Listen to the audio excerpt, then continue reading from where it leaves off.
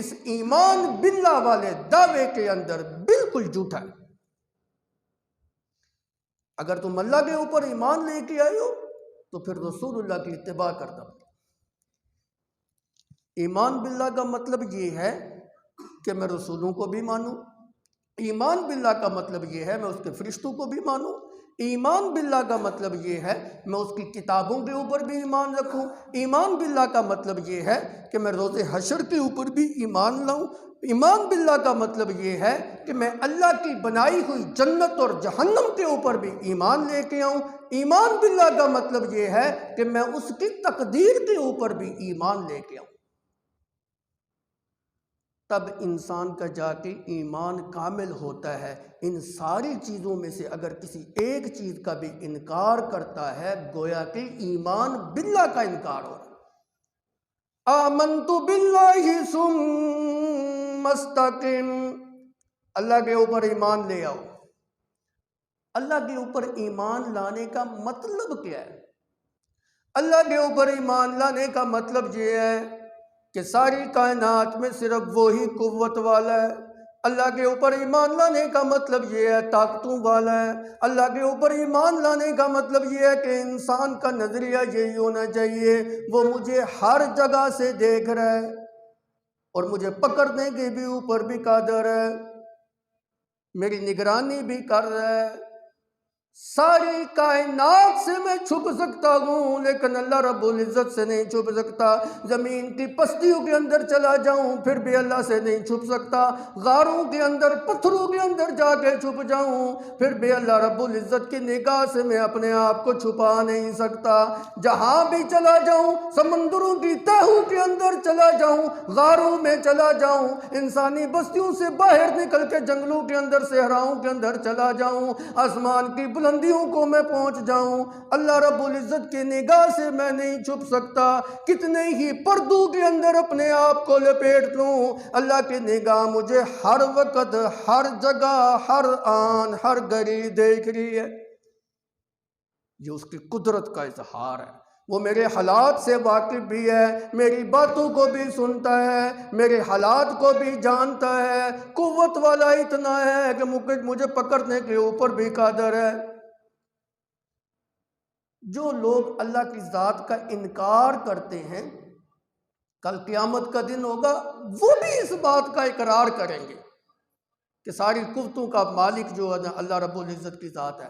وَلَوْ يَرَى الَّذِينَ ظَلَمُوا إِذْ يَرَوْنَ الْعَذَابَ أَنَّ الْقُوَّةَ لِلَّهِ جَمِيعًا، ظالم لوگ جس وقت کل قیامت کے دن اللہ کے عذاب کو دیکھیں گے بے ساختہ بول اٹھیں گے أَنَّ الْقُوَّةَ لِلَّهِ جَمِيعًا، ساری قوتوں اور طاقتوں کا مالک صرف اللہ رب العزت کی ذات۔ نبیوں کو بھی وہ طاقتیں حاصل نہیں جو اللہ کو طاقت حاصل ہے، ولیوں کو بھی وہ طاقتیں حاصل نہیں ہیں جو اللہ کو طاقت حاصل ہے۔ کار مختار ہے، یدبر الامر، اسی کے حکم سے ساری کائنات کا نظام چل رہا ہے۔ یدبر الامر، آسمان کھڑا ہے تو اس کے حکم کے ساتھ کھڑا ہے، زمین پانی کے اوپر کھڑی ہے تو اس کے حکم کے ساتھ کھڑی ہے، سورج چاند ستارے نظام شمسی نظام فلکیات اپنے اپنے مدار کے اندر گھوم رہے ہیں تو اس کے حکم کے مطابق گھوم رہے ہیں۔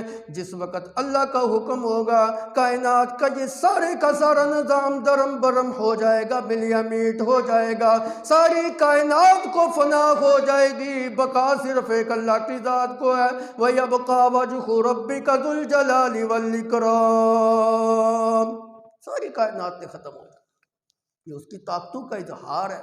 ان ساری صفتوں کے اوپر ایک مومن بندے کا ایمان ہونا چاہیے، پھر وہ ایمان باللہ کے اندر سچا ہے۔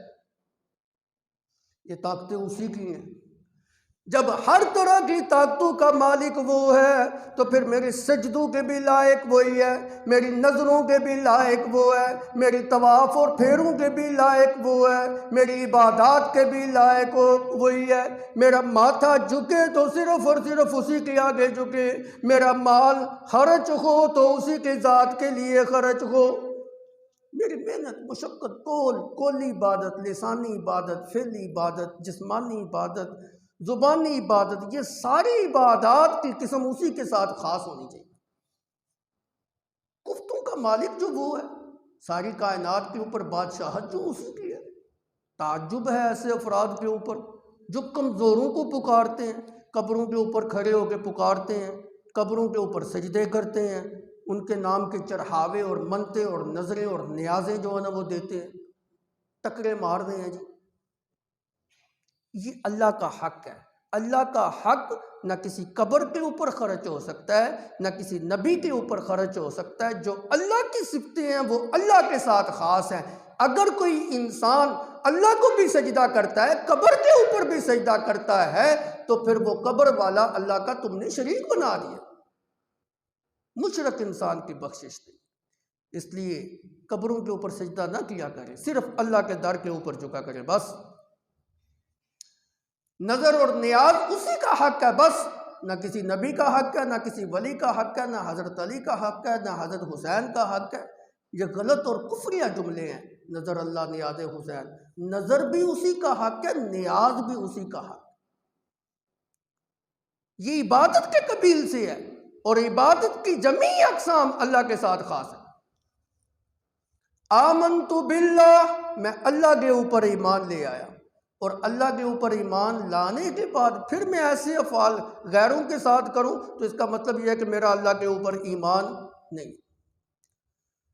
اللہ